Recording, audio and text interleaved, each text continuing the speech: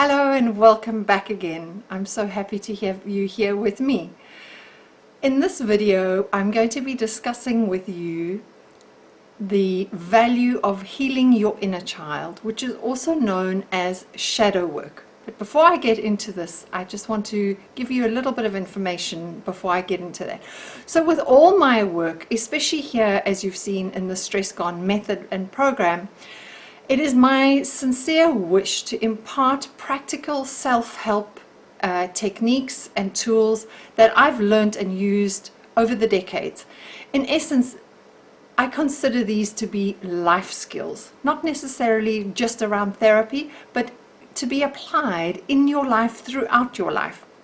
And the regular and diligent application of which means that you are now fully capable and able to self-soothe as well as self-regulate without the need or the dependence upon a third party authority, including myself.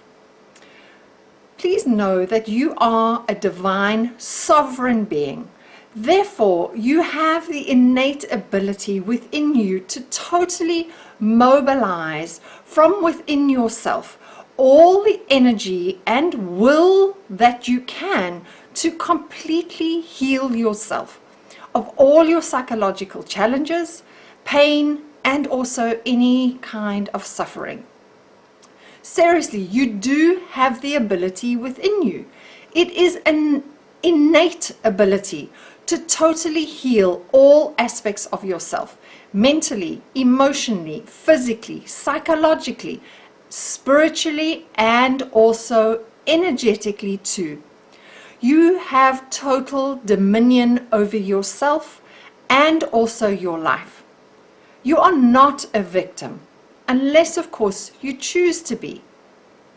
You can stand tall, strong, and victorious. And in this way, you are especially true. This is especially true once you have worked with and begun to master the important aspects of this really profound inner child work. So, although this inner child work dates back to Carl Jung's days, this is a relatively new area of therapy for me, myself. I've only been experimenting with it for a few short years now, both in myself as well as with my clients. And the results have been nothing short of marvelous. Therefore, I have decided to include this in my Stress Gone method and program for you. And I really hope that you are going to be able to gain tremendous benefits from this, as much as I did, if not way, way more. So let's dive in. This is really a lovely, simple, and beautiful technique. Nothing to be afraid of, because you're only working with yourself, as you're going to discover in a moment. So inner child work is very powerful internal therapy work.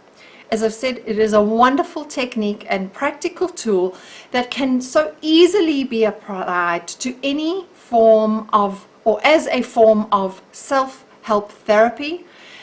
And the best is that you can apply this within the privacy and sanctuary of your own inner world.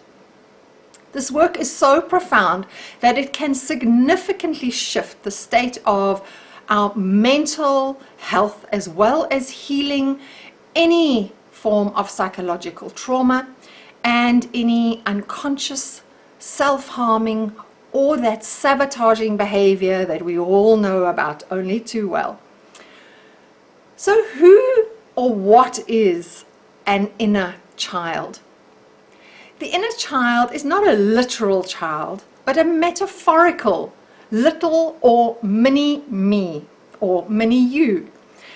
And even perhaps like a sub-personality, it is a part of you that lives within the unconscious mind or the subconscious mind that you are not actually aware of. The inner child typically applies to the aspects of ourselves between the age of an infant until approximately 9 years old. In other words, those are those formative years when we were still trying to make sense of this world and who we really are and how we fit into this world. As such, the inner child is both a psychological as well as a spiritual aspect too.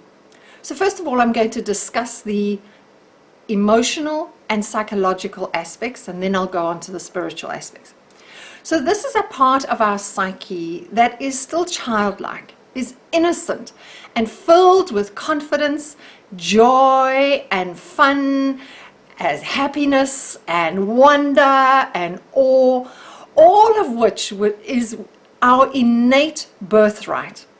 But unfortunately, then life happens. And not all of us had the ideal childhood, to be honest. And even if we did, we still had many times in our lives when we were little that we felt unsafe, insecure, unloved, hurt, rejected, abandoned, and or unhappy, etc. And as this happened repeatedly over a period of time and over the years, this is the essence of what is known as the inner child's wounds. And I'll go into that in more detail. However, even as adults, we can certainly act very much like a little child at times. And this often happens and catches us in the moment when we least expect it. Whenever we feel emotionally or psychologically and or subconsciously triggered, either by another person or an event that leaves us feeling, and we have this sense of being unloved, unwanted, feeling jealous, feeling rejected, abandoned, anxious, panicky, unsafe, and of course, insecure. And I'm sure you'll agree with me, adults can and also do have those temper tantrums. They even sulk like little children too. Some adults, especially the ones who've had a really tough or loveless upbringing and childhood, are actually children, if not all of the time. And I'm sure you've seen this within your own environment, and perhaps you find yourself even behaving like a child sometimes too. I know I've caught myself doing this. Some of these adults, they might look all grown up and big, but deep down inside, there is this very angry, hurt little 3 or 5-year-old who does not trust anyone. And this inner child is typically calling all the shots on a daily basis. This is what we typically see as those sabotaging consequences, which can be really, really unpleasant. Not only for the person who's experiencing it, but as well as those who they are in a relationship with. And I'm sure you can relate to this and identify with the sabotaging aspects of ourselves. Now, please note, this is not a judgment, nor is it a criticism, but rather this is an opportunity to create awareness of our subconscious reactions, our perceptions, our beliefs, as well as our behavioral patterns that are deeply seated within us, that we are not able to see so easily and to recognize. So with awareness, we can work with our inner child in order to bring about a sense of soothing reassurance, safety, and security. And in doing so, this will totally shift not only our demeanor, but can honestly shift one's entire life. Now that sounds quite a big and tall thing to say, but honestly, I've seen this. I've seen this within myself. I've also seen this within the clients that I work with. So let's move on to the energetic and the spiritual aspects. So the inner child has these spiritual aspects, and thus there's also a related and or an associated energy, and you'll understand what I mean shortly. This lives energetically in what is known as the first chakra. This is also known typically as the base or the root chakra. And forms the foundation of our entire system on an energetic and also on a spiritual level. This first chakra provides us with a sense of grounding, the safety and security, so that we feel safe and also are able to belong in this world and feel like we belong in this world, that we are part of this world, that we are welcomed here. We are intimately involved with this innate connection within ourselves as well as to others. And this support system within is also part of our connection to our family or our tribe. It's what I call the primordial perspective and also deep inner connection that we have, that we often can't put words to, but it's just that inner sense of knowing, that inner sense of belonging, that innate sense of feeling safe and secure and that everything's okay. From the moment that we enter into this world as infants, we bond with and learn what love is as an imprint from our parents and or our primary caregivers if we're not living with our parents. And this is either a functional or in a dysfunctional way. And so this is where the wounding can begin, and then over a period of time it starts to compound. This is also where we receive that innate sense of safety and security, grounding, which is deeply programmed here in the first chakra. The first chakra, if you don't know, is really at the base of the body where the legs connect to the base of the body, and it's really there around where the hips are in that area. So that just gives you an idea. If you've never heard of the first chakra, we actually have 7 and they move all the way through to the top of the head. But the first chakra, this really becomes our innate belief system, including all the functional or dysfunctional beliefs that we take on, not only from our families, but our ancestors, our culture, our societal structures, and the order of the world that surrounds us. As well as this also affects our immune system too. Essentially, this is what forms our worldly views and our foundations from a child's perspective. Now I'm going to move on to parents and parenting, because this forms part of how we develop this inner child wounding. So firstly, I want to say that every parent is only ever doing the very best they can, because they themselves are mostly wounded too.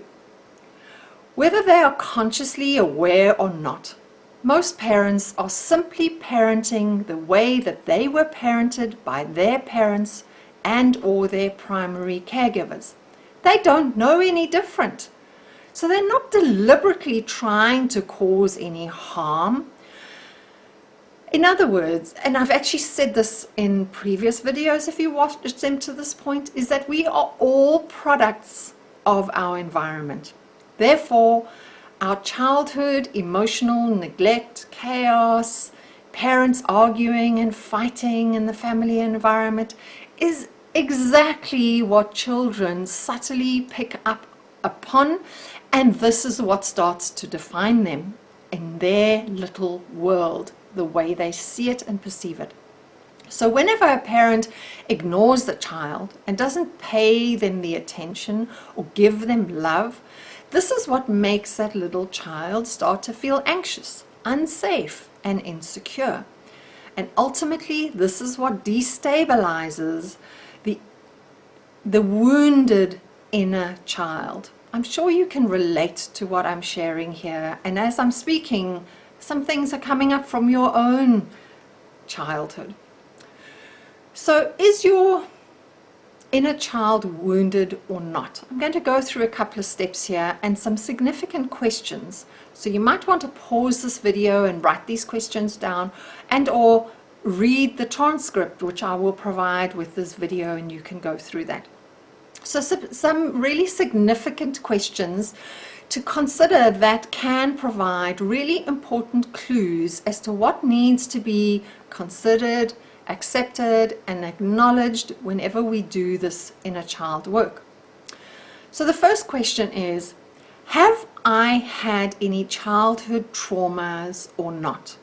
Now, this is not necessarily sexual traumas or physically abusive traumas. It could be simply something along the lines that you felt unloved, unwanted, ignored, rejected, abandoned. And that is the traumatic wounding, especially if this was perpetuated over a long period of time and or from both parents and you felt alone a lot of the time. The second question is, did I feel safe and secure as a child? Or was I anxious, stressed, and constantly in that sense of survival mode? In other words, in fight, flight, or freeze response. On a personal level, this is where I've done a lot of my inner child work on myself. The third question is, did I feel loved? Was I nurtured and cared for? Did I feel like I was welcomed and belonged? Or did I feel left out of my family and thus my tribe? The fourth question is, how are my relationships? Essentially our romantic relationships, because they force us into a space of intimacy which can be really, really uncomfortable and trigger us. This can either feel safe or unsafe and really insecure. And as I say, this will trigger emotions and feelings such as a sense of betrayal, a lack of trust, abandonment, insecurity, jealousy, and that emotionally and essentially that emotionally immature aspect of ourselves will likely show up, and we don't like it. It feels really uncomfortable. Trust me, I know too well. I've been there, and I didn't understand it at the time. The fifth question is, lastly, is my first chakra balanced or not? In other words, is it out of alignment? Or is it aligned and everything is congruent within me? So this kind of question is going to help you. Am I a controlling person?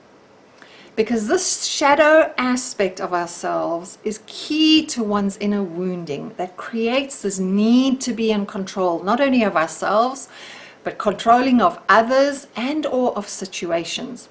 That controlling element is what actually makes us feel safe, even though it's a false sense of safety and security. When we are able to control, we have this false sense of safety and security. And in extreme cases, this is what an obsessive compulsive disorder tends to stem from. So ask yourself, does my outer world have to be okay in order for me to feel safe and secure within me? Do I constantly feel rejected and abandonment?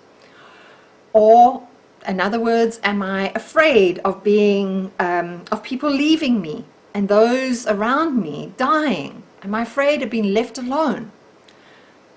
Do I feel that I belong? Or am I an outsider? Do I feel like I can trust life? Or am I constantly feeling unloved, unsupported, untrusting, and having to fight for things? Or am I in that continual battle within myself, fighting for survival? You might want to just take a bit of time with these questions and just spend a moment on each of them. So you might want to watch this video again or read the transcript again and again to just figure out what's happening internally. What are your triggers? What do you notice about yourself? And this is no judgment, no criticism. It's just a case of developing an awareness of your own innate behaviors. Lastly, do I feel comfortable in my skin and in my body? Or am I critical of my body? After all, our body is our vehicle through this lifetime. Am I afraid of getting sick? Or do I have a healthy immune system? Or do I have immune deficiencies and immune issues? Do I have physical issues in my body, particularly around the bones and the skeletal structure and the immune system, which is all representative of this first chakra element? So take your time on those questions and maybe make some notes that you can come back to when you do your inner child work. The next section is steps to understand and start fulfilling your inner child's needs. Now this is really, really powerful. It is so simple and yet so profoundly powerful. Essentially, this is how to begin now to actually work with and heal your inner child. This is a very natural process, so please allow your intuition to guide you. And as you integrate this process internally, you will start to begin feeling much more empowered. You will also have an increased sense of safety, security, confidence, self-acceptance, self-love, and emotionally and or psychologically, you will have this maturity which will naturally start to emerge. So what to do? The first thing is, and I'll explain to you how I do this. So first thing, what to do. I like to sit very quietly in a comfortable space, allocating enough time where I won't be disturbed by anybody. So I turn everything off that's going to bing or sort of disturb my inner, sort of like almost like a meditative or prayer type of state. I begin by closing my eyes, and then I gently imagine my inner child. Sometimes images will come up and they are actually quite vivid. At other times, I simply just get a feeling. It's just an innate feeling that develops within me. Whatever it is, I just go along with that in a very, very gentle manner. I simply allow whatever there is to unfold naturally, easily, and effortlessly. And then when I see the inner child, or I'm able to connect with this inner child, either seeing as in a vivid imagination or a feeling of the inner child, I gently approach her in a very loving, kind way, and then I slowly begin a dialogue with her, and I'll go into the details of that more shortly. I have no structured formula that I follow. Instead, it's a very innately intuitive and dynamic process that eventually evolves over time the more we engage and have got to know each other. Sometimes it's really emotional meeting, and yes, many times I've cried some serious tears, which has actually been such a beautiful release, and I've learned so much about myself through this process. Other times she's really pissed off with me, and then other times it's far more fun and insightful. So no matter what the experience is, I've always felt this immense sense of deep satisfaction and healing that has taken place. And with her approval, at times I'm able to hug her, I'm able to love her, I'm able to hold her, just like I would an inner child, a little child. The second aspect of this inner child work is essentially all about meeting those unmet needs from your own childhood. And this really takes place as a reconnection of the inner child from a place of equality. This is very important. In other words, you are on the ground with the child, okay, at his or her level, not from a place of superiority, as a parent typically would do, towering over the child and or being over them, which is really overpowering. So you actually want to drop down to the inner child's level. An inner child doesn't want parenting. And that, because that is like a space of separation, if I can put it that way. It actually wants union. In other words, you want to be with the inner child no matter what, and it wants to be a part of you no matter what. So it's not separate from, but it's in union with. So your inner child basically needs attention. It doesn't need and want saving necessarily, okay? It doesn't want healing necessarily or fixing, all right? Which sounds kind of contrary, but you'll see what I mean now in a moment. It wants you to see its world from its point of view. In other words, from behind or from within the eyes of the inner child. It wants you to see what it is actually seeing. So in this way, you're allowing the inner child just to be as they are, with all their pain and their suffering that it feels. It doesn't want that being fixed. It simply wants acknowledgement. This is really, really big.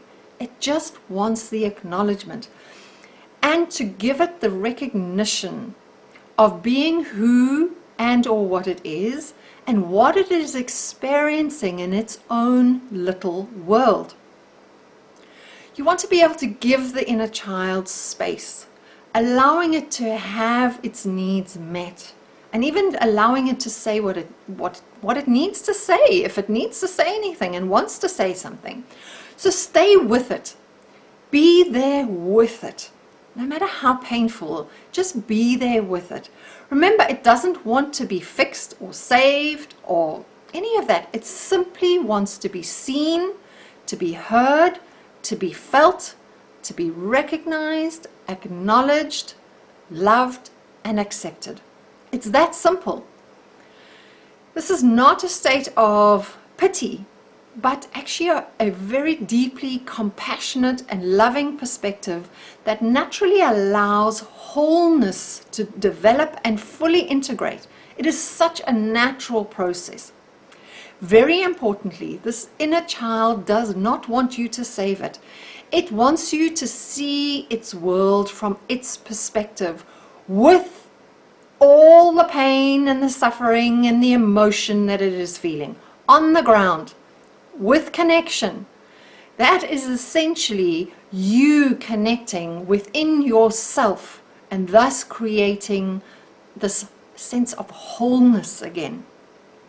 So following these simple steps above, you will naturally become far more aware of your inner child's needs. This, as I say, is deeply profound, really, really deeply profound. And you are now developing such an intimate relationship within yourself, because you are now finally honoring, respecting, and accepting your inner child's existence. In other words, your own existence, because remember, your inner child is actually you. Yes, you can begin to have a dialogue with the inner child if you'd like, asking the little wounded inner child what it needs from you. But remember, you're not fixing, but it might say it wants a hug, it wants to be held. Essentially, all it wants is really to be seen, to be heard, and to be loved.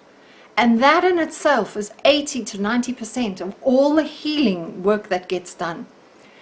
It's almost like an important step in reparenting, if I can put it that way, but without being the parent from an authoritative, superior perspective, but being there with the child, and gently in that space you reconnect. And so it now is changing those patterns that were developed in your childhood. So in other words, you're reparenting that space. The third element that you can look at is the spiritual or the first chakra work. So coming back to the chakra. If you would like to do some additional spiritual work and heal your first chakra, this is very simple actually. It's simple and quite straightforward. Like frequently walking outside barefoot on the grass or on the gravel and the ground. This is called grounding. And you might recall that I covered this in my Stress Gone book, so perhaps you want to go back there and reread that section of my book. You can also lie or sit on the ground and meditate and simply visualize that your body's roots are going, especially in the first chakra area, which is from the hips and in the lower part of the body where the legs connect with the torso. Visualize that they are roots that are going deep into Mother Earth or Gaia, and she is healing you and re-energizing you. Alternatively, if you don't want to do any of that, you can perhaps go for some deep tissue massage. That might also help you. The next section is how to release any unwanted beliefs and or programming that might come up. This may be a little bit advanced, but as you get into this work, you will find that you will start to become much more aware of your limiting, stagnant and or unsupportive beliefs and or programming that you've unwittingly taken on and held on to all these years. This can come from sources such as, honestly, it can be many sources, but our beliefs traditionally tend to come from our families or our tribe, our ancestors, our culture, religion, gender, race, even a past life. We bring these beliefs and programmings with us. Here you can either use the PS Tech audio to help you release some of this. It might just be like a physical feeling, and or you might actually have some emotion around it too, around the belief system. So you can use the PS Tech audio to clear all of that. Or you can simply call in one of your guides, your favorite guides. If you have a favorite guide or an angel or an archangel or God, whatever you believe God to be, and you can ask to be helped and to have this limitation freed from you, so that you no longer carry this limiting prejudice and this belief system, so that you can move forward with a lot more love, joy, peace, and inner harmony. The last way of being able to shift some of this, if you'd like, is to go back to those I am affirmations and statements. Simply refer back to the previous video in my Stress Gone method, and there you can create some really empowered statements that support you feeling seen, feeling loved, heard, appreciated, accepted, etc. And connect with that in a loving, fun, playful, joyful kind of way, connecting with the abundant aspect of yourself, instead of the wounded inner child who is feeling anxious, stressed, unsafe, and insecure. So that's all I have to share with you here in this video on the inner child work and or shadow work today. And I really hope that you're going to take this and work with it. I appreciate if this is all new to you, and because there's a fair amount that I've just discussed for you to take in, I suggest you listen to this video perhaps a couple of times or read the transcript a few times and make some notes. And then you'll feel ready to begin. Okay? And when you do begin, just begin slowly as you start experimenting. Do what feels easy and comfortable, okay? It doesn't have to be hard work. Because remember, this is your own inner child. This is an extension of who you are, okay? Just at a very deep, subconscious or unconscious level. So you've nothing to fear with doing inner child work, but absolutely everything to gain, even if it does become emotional. And as I say, I've cried on many occasions doing this work, and then sometimes I've actually sobbed. But I have to tell you, it is such a beautiful release, and the relief is incredible. And I then feel these unbelievable shifts that take place, and I start noticing that my behavior has changed. My attitude towards other people and things like conflict and situations that I didn't want to go into suddenly are so easy. So it is really, really worth, well worth putting the effort and energy and dedicating some time to do this. Okay, you don't have to do it every day. You can do it like, I don't know, once a week, once every second week, once, see what feels. Just go with the flow, okay? But really, once you get into this and you start enjoying it, it'll become easier and easier to connect with. You will start receiving messages, you will start having memories, you will start knowing so much about yourself. This is really deeply profound, powerful work. And honestly, is that I really believe a life skill that all of us should have access to and know. So that's it from me. I would so love to hear any of your feedback and or comments. And all that's left from me is to say, I wish you so much love and healing blessings always. So from me in my home down here in the southern tip and region of Cape Town in South Africa, wherever you are in the world, I wish you much love. I wish you healing. I wish you blessings. And I just wish that you will find this beautiful innate inner child, connect with him or her, and really enjoy, because it is just going to shift your life in the most profound ways. So, okay, take care and see you again in another video. All the best. Lots of love. Bye.